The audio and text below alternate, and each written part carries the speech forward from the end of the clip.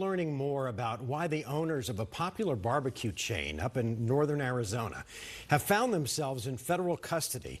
The husband and wife owners of Colt Grill are accused of hiring illegal migrant workers for profit.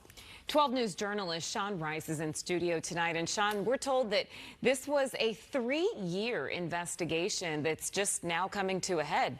Yeah, we saw the arrest of those owners yesterday. We didn't know much about the investigation. We know a lot more now. Homeland Security investigations say they've been looking into criminal activity inside the doors of 5 Colt Grill locations since 2022. The owners, Robert and Brenda Clouston, are accused of creating a scheme to employ migrant workers at their restaurants, pay them no overtime and less than minimum wage. And a former federal prosecutor tells me he believes their attempts to conceal the financial crimes could have them in a lot more trouble. When they dropped in yesterday at 11 o'clock, I have no doubt that Colt Enterprises were caught with their pants down, so to speak. Former federal prosecutor Josh Kolsrud knows what goes into prosecuting a case just like the one against the owners of Colt Grill. Tuesday morning, federal agents swarmed their 5 locations, 4 here in Arizona and 1 in Foley, Alabama. The owners of this business, according to the indictment, recruited aliens, that is, Mexican citizens, to come across the border for a financial purpose. The 10-page indictment says the Cloustons intentionally sought to bypass a federal employment system called E-Verify. That's a system that business owners are required to use to check if prospective employees have eligibility to work legally.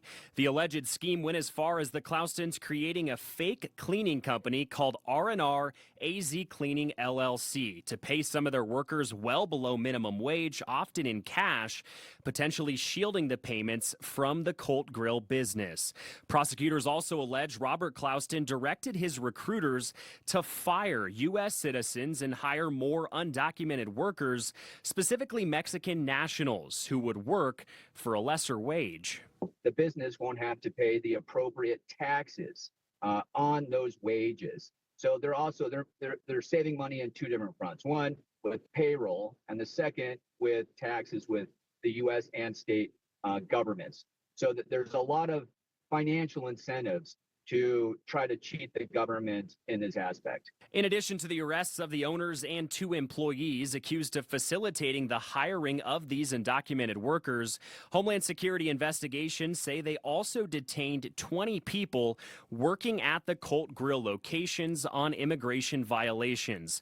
Kolsrud expects those workers could be used to testify against the owners if the Cloustons choose to take their case to trial. I sincerely believe that they were very surprised, and they're in hot water right now.